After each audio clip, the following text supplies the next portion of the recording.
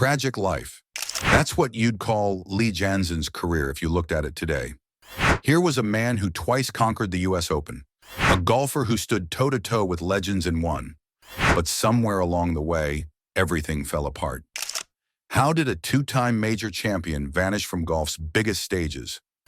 Let's dive into the puzzling downfall of Lee Janzen. Lee McLeod Janzen was born in Austin, Minnesota on August 28, 1964. Standing 6 feet tall, he didn't start golf until age 14. Before that, he played Little League Baseball in Maryland. His family moved to Florida, and that's when golf took over his life. At 15, Janzen won his first tournament with the Greater Tampa Junior Golf Association. This wasn't some kid who grew up with a golf club in his hands. He came to the game late but showed natural talent right away. Janzen turned pro in 1986 after attending Florida Southern College. He joined the PGA Tour in 1989. But first he paid his dues on smaller tours. He won twice on the US Golf Tour in 1989. He also grabbed 2 wins on the Space Coast Tour. This slow build-up gave him confidence and experience. Little did anyone know these early wins would become the foundation for something special. Between 1992 and 1998, Lee Janzen became a force in professional golf. His first PGA Tour win came at the 1992 Northern Telecom Open. He won by 1 stroke with a score of 18 under par. Not bad for a debut victory, but 1993 changed everything. Janzen won the Phoenix Open by 2 strokes in January. Then came June, the US Open at Baltusrol in New Jersey. This tournament would define his career. Janzen faced Payne Stewart in the final round. He held a 1-shot lead after 54 holes. The pressure was massive. Stewart was a major champion. Janzen was still proving himself. But something clicked that day. Janzen posted 4 rounds in the 60s. His final score of 272 tied the 72-hole US Open record. He beat Stewart by 2 strokes and became a major champion. The wins kept coming. 1994 brought the Buick Classic. 1995 was his best year yet. He won the Players' Championship by 1 stroke. He came from behind to do it, trailing by 1 shot after 3 rounds. Then he won the Kemper Open in a playoff against Corey Pavin. He also took the Sprint International by a single point. During this stretch, Janzen reached his highest world ranking. On November 26, 1995, he hit 13th in the world. He was a consistent top 40 player. He made Ryder Cup teams in 1993 and 1997. The U.S. won in 1993. He played President's Cup in 1998. Everyone knew Lee Janzen's name. 1998 brought Janzen's finest moment.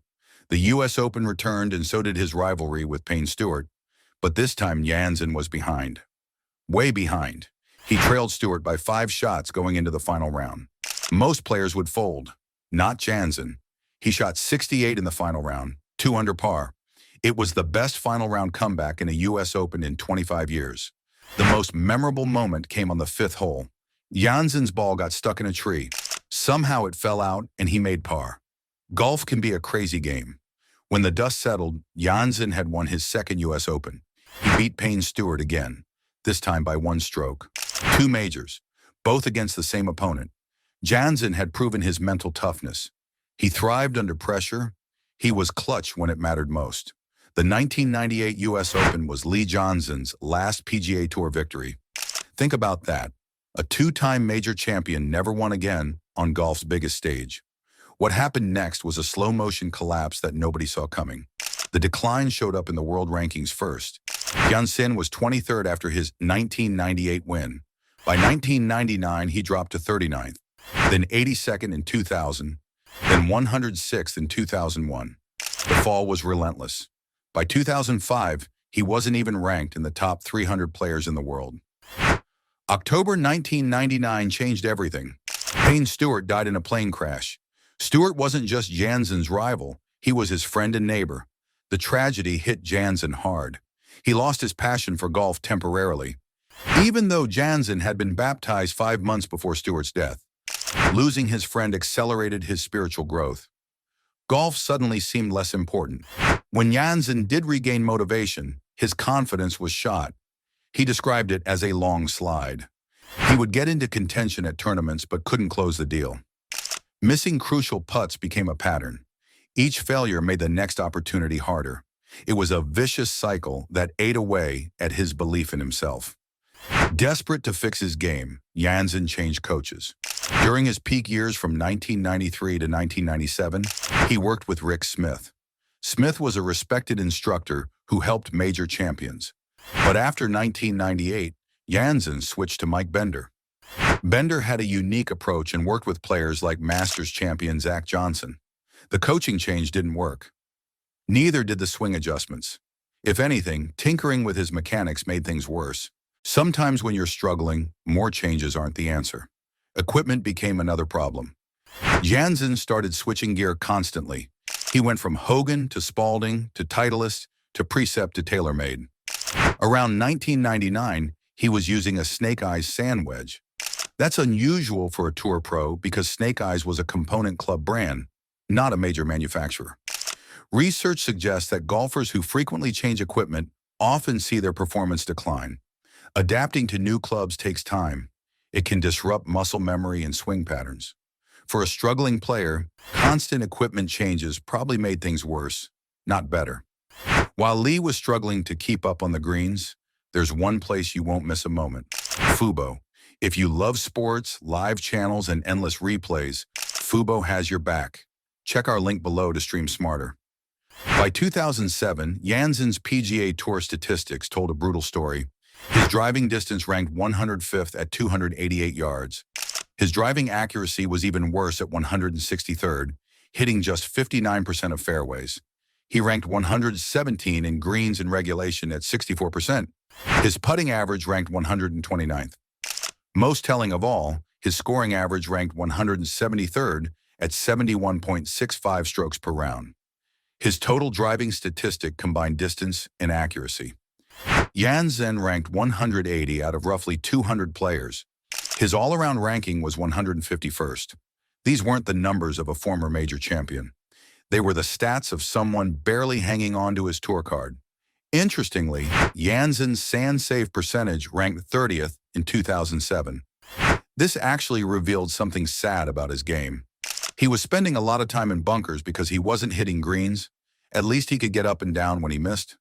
The disconnect between perception and reality became clear in 2019. Janzen felt he was driving really well with his new Callaway Epic Flash driver, but the stats showed he ranked 50th in fairways hit. He thought he was improving, but the numbers said otherwise. This kind of self-deception can prevent a player from making real improvements. Lee Janzen turned 50 in 2014. That meant he could join the PGA Tour Champions, formerly known as the Senior Tour. For many older players, this becomes their second chance at competitive success. Janzen found new life on the Champions Tour. In 2015, he won the Ace Group Classic in a playoff against Bart Bryant. His score was 16 under par. It was his first victory in 17 years. The relief and joy must have been overwhelming. In 2021, Janzen won again. The SAS Championship, also in a playoff. This time he beat Miguel Angel Jimenez at 12 under par. 2 Champions Tour wins proved he could still compete and win when the pressure was on. 2019 was Janzen's best Champions Tour season. He ranked 12th in the Charles Schwab Cup standings.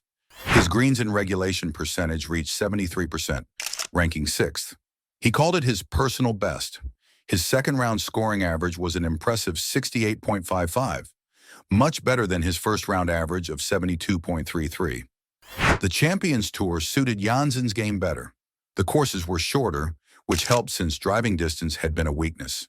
The competition was different too. Less depth than the PGA Tour meant more chances to contend. Janzen could rely on his iron play and short game experience, but even his Champions Tour success felt bittersweet. Janzen admitted he wanted more wins. He said, "I don't want that to be it. It would be nice for people to say he won 2 US Opens and he also just won something else." The hunger was still there, even in his 50s. Today, Lee Janzen is 60 years old. His PGA Tour career earnings total over $22 million. He's involved in golf course design consulting, but most golf fans have forgotten about him. In 2018, something embarrassing happened. Janzen was disqualified from a US Open qualifier for wearing metal spikes. Metal spikes had been banned from most courses for years. For a two-time U.S. Open champion to be disqualified for such a basic rule, violation was almost symbolic. It showed how disconnected he'd become from the modern game. The evolution of golf didn't help Janzen's cause. The late 1990s and early 2000s brought Tiger Woods and longer golf courses. Distance became more important. Players like Janzen, who weren't known for power, got left behind. The game moved away from precision and toward athleticism. Equipment also got better for everyone else.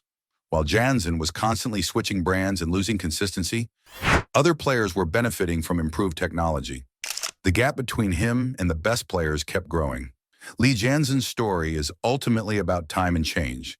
He reached the pinnacle of golf twice, beating the same rival both times. His mental toughness in major championships was legendary. The 1998 comeback at the U.S. Open remains one of the greatest final rounds in major championship history. But golf is unforgiving. Confidence, once lost, is hard to regain. Personal tragedy can derail careers. Equipment changes and coaching switches can backfire. The sport evolves, and players who don't adapt get left behind. Perhaps most tragically, Janzen's peak coincided with one of golf's greatest eras. He was competing against Tiger Woods, Phil Mickelson, and Ernie Els. In a different era, his talent might have produced more major championships. Instead, he became a footnote in golf history. Lee Janzen won golf's biggest trophies, but he couldn't win his battle against time, change, and the erosion of confidence. His tragic life serves as a reminder that in professional sports, staying at the top is often harder than getting there in the first place.